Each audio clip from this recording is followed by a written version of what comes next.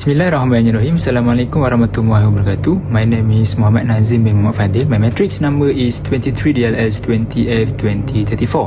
So as today, me and my team, we are going to present about the industry relation. This is my team member. We have 4 person in one group. The first one is Muhammad Haris bin Cik Azman. The second one is Muhammad Akmal Haris bin Ruzaini. The third one is Muhammad Syafiq Amin bin Rosazi. And the last one is me, it's myself, Muhammad Nazim bin Muhammad Fadil. Bismillahirrahmanirrahim. Assalamualaikum warahmatullahi wabarakatuh. And good morning. My name is Muhammad Nazim bin Muhammad Fadil. My matrix number is 23DLS20F2034. Now I will be explain about the definition of industrial relations. So what is actually the industrial relation? Industrial relation is refers to the relationship between the employers and the employees. So industrial relation is also referred to the field of study that examines the type of relationship, especially for the group of workers in the unions. Okay, the employees are represented by the management while the employees are represented by the union. Now let's move to the relevant act with regards to the industrial relation. So there are actually 3 acts that related with the industrial relation. The first one is the Industrial Relation Act 1967. The second one is the Trade Union Act 1959, and the third one is Employee Act 1955. So let's jump first on the first act, which is the Industrial Relation Act 1967. So in this act, the trade dispute is defined under the Industrial Relation Act 1967. So as any dispute between the employer and his workmen on issues relating to the employment or non-employment, terms of employment of condition of the work.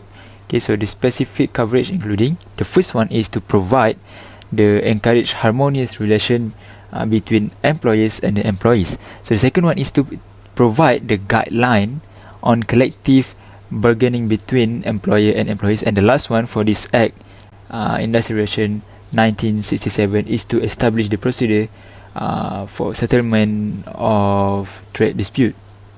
The second one is Trade Union Act 1959. So in this act, it defined as the Trade Unions Act regulates trade union registration and the use of trade union funds. So this act is talking about the fund and the registration of union inside the industrial relation between the employers and also the employees. So the responsibility of the trade unions and their member, including 3 things. The first one is to provide the rules and the right of employees to form, join and participate in any lawful trade unions activities. The second one is to provide the rules on the right of employees to establish and promote the legislation affecting the interests of the trade union member. And the last one is to provide the rules on the right employees to form, join, participate in any lawful association activity. So the first one is union activity, the last one is association activities. Third one that act related with the industrial relation is Employment Act 1955. So this act applied in the Peninsula of Malaysia and also Labuan only. Sabah Sarawak is not included. So this act covering all aspects of employment of workers in terms of termination, working hours, maternity and sick leave benefit, and also wage payment. So this specific coverage in this Employment Act 1955 cover 3 things, which is the first one is to provide the minimum benefits for those workers covered by the act. The second one is to establish the certain rights of employers, and the third one and the last one is to establish the certain right for employees. So under this act, it cover for the both side between the employers and employees. Now let's jump into the role of Ministry of Human Resource in industrial relation. So Human Resource Ministry, they will recommend new legislation and amended to existing laws which set the legal parameter for the industrial relation system. Okay, the second one is to enforcing the industrial relation laws, which include the Trades Union Act 1959 and the Industrial Relation Act 1967. The last one is to taking active steps to improve the industrial harmony and the relationship between employees and trade unions. So that is the three main role or function for the Ministry of Human Resource in the related method of industrial relation issue. My name is Muhammad Shafiq Amin bin Roshazi. My membership number is 23DLS 20F 2010. Today I would like to present about a trade union. Okay, what is a trade union? Trade union is an organization made up of members, a membership-based organization, and its membership must be up mainly of workers. One of the trade union's main aims is to protect to protect and advance the interest of its members in the workplace. Most trade unions are independent of any employer. The first type trade union is an in-house trade union. Formed by workers in a company, are unions open only to workers in the same company? Advantage and disadvantage refer to the example. First one is a Malaysian Airlines Employees Union, MASEU. Number two is a Tenaga Nasional Berhad. Other than that, TM Berhad, Pura Workers Union, and that Association of Hong Kong Bank Officer. Number two is a public sector trade union, national union, are those union whose members work in many different companies in either Peninsular Malaysia, Sabah and Sarawak, but all members are working in the same trade, occupation or industry. Workers from different companies in the same industry occupation is the largest unions. For example, is the National Union of the Teaching Profession, NUTP, Banking National Union of Bank Employees, NUBE, Transport Workers Union, TWU. Employers Trade Union. Employers have equal right to form union, which are mostly known as association. Employers Union is a response to the large and powerful National Trade Union of Employees. For example, the Malayan Commercial Bank Association, MCBC, banking industry, and Association of Insurance Employees, AIE, for insurance industries. Persons prohibit becoming a members. Any person below the age of 16 years, any student of an educational institution established by or under any written law, any person employed in the establishment or industry in respect of which the union is registered, any public officer, unless exempted by Yang di-Pertuan Agong. Persons prohibit becoming a members. Any person below the age of 16 years, any student of an educational institution established by or under any written law, any person employed in the establishment or industry in respect of which the union is registered, any public officer, unless exempted by Yang di-Pertuan Agong. Reasons why workers join trade union. First is to protect their right. Second is to increase their negotiation power. Third is to increase status. Fourth is to gain bargaining power and fight for more wages, more benefit and better terms conditions. And lastly is to ensure their employment rights are protected. Assalamualaikum warahmatullahi wabarakatuh, and hi, my name is Muhammad Kamal bin Rozaini. My number is 23DLS20F2014. Now, I want to talk about the collective bargaining or collective negotiation. What is a collective bargaining? Collective bargaining is a process of negotiation between employers and a group of employees in agreement to regulate working salaries, working condition, benefit, and other aspects of worker compensation and right for workers. For example, of collective bargaining could be about a pay increase or a change in working hours. The process of collective bargaining. The first process is set bargaining issue. Set bargaining issue involves three primary tasks: including information, establishing goal, and developing a strategy. Set up a consultation with a representative. Second process is the preparation for the negotiations. Prepare the issue to be negotiated. Involve three main issues, namely the issue of mandatory, permissive issue, and issues close up. Forming the negotiation team. Three main activities: collecting data. Second, setting the negotiation objective. Third, forming the strategies. Third process is negotiation the issues. Face-to-face meeting between employers and trade union are required for the negotiation process. Typically, the union will give a list of demands, followed by the management's counter offers. To ensure the negotiation success, both the parties should exercise tolerance. The strength and negotiating abilities of each party have a significant impact on the negotiations result. Fourth process is overcome the impasse or breakdowns. Determine whether the negotiation are moving forward or not.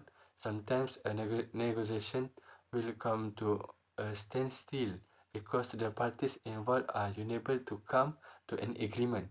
Impasse describe these circumstances. When negotiation between the parties come to a standstill, it is usually because one side pushing for a more worn-out solution than the other. The fifth process is reaching the agreement. Impasse must be resolved immediately to reach an agreement and to avoid dispute. It can be resolved through first third-party intervention, second trade union strategies, third management strategies. Most of the negotiation leads to an agreement without a breakdown or distributed actions. Beginning process is considered complete when the employer and the union manage to reach a temporary agreement. The sixth process is ratifying the agreement. Once an understanding has been achieved, a written agreement will be provided and signed by both parties. This document is referred to as the collective agreement. All terms and conditions for the collective agreement have been agreed upon. Last process is administration of the agreement. After agreement is reached, both parties will provide a written agreement signed by both parties. Agreement covers all of the terms and conditions agreed. There are four phases in the administrations of a collective agreement. First, to inform and ensure that the content of contract agreed by all parties. Second, implement the contract. Third, interpretation of the agreement. Fourth, complaint and grievance settlement. Next is industrial action in organization. Definition. Industrial action refers to any measure taken by trade union to reduce productivity in the workplace.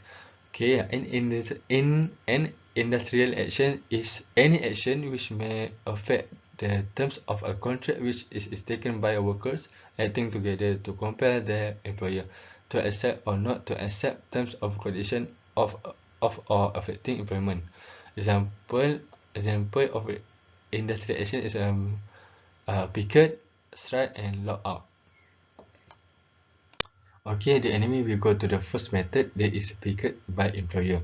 Workers who belong to trade union and have a trade dispute with their employer have the right to join picket at or near their workplace, providing first one, another worker involved are member of trade union. Second, they do not obstruct the access or entrances. Third, they do not intimidate anyone, and their activities are carried out in peace. To publicize the disputer brought to other employees who are not directly involved and to the public. The enemy of the second method is a strike by employer. Action by union members who refuse to work in order to accept pressure on management in negotiations. Strikes are permitted in Malaysia providing certain procedures are followed. First one, only registered members of trade union may strike. Second, they must have unsettled dispute with their employer. Third, before the strike, they must conduct a secret ballot to find out what percentage of those involved in the dispute agree to holding strike. The last method is lockout by employer. Employers have the right to restrict their worker from entering the premise or workplace to force them to accept the employer's demand. The management decision to keep union workers out of the workplace and run the operation with management personnel and replacement workers to encourage the union to return to the beginning table. Employer will not allow employees to work until the dispute between them is solved, closing the workplace until they agree to the work condition imposed. The legal requirements for lockout are similar to the strike. Industrial dispute in organization. Definition: misunderstanding and conflict between workers and employees are sometimes unavoidable due to the difference of the goals and objectives of both parties. This condition is called industrial dispute. Okay, next is procedure in solving industrial dispute. Okay, the first procedure is direct negotiation. Second is conciliation. Third is mediation, and the last is arbitration. Direct negotiation. Negotiation between the trade union and the employer is conducted according to the procedure stipulated in the company procedure or policies or collective agreement. Only the trade union and employees will be involved in the process of solving argument without involvement of an outsider. Usually, they sit together in calm and respectful manner. The Director General of Trade Union cannot force both sides to make peace if the direct negotiation is failure. Conciliation. Okay, when the process of solving argument through direct negotiation is failure, employers and trade union can report to DGTU. The DGTU will suggest them to hold a meeting of peace to solve the argument. It is a process whereby Industrial Relations Department will help to solve the argument between both sides. Mediation. This method has similarity with arbitration, but the mediator who is being appointed is not from government or IR department. The mediator is the outsider who has been appointed and agreed by both sides. Okay, last is arbitration. This method is used after the previous three methods have been failure. Similar to the two methods of using mediation, arbitration method also use the third party, which is industrial court. The decision of the industrial court is binding on all the parties involved.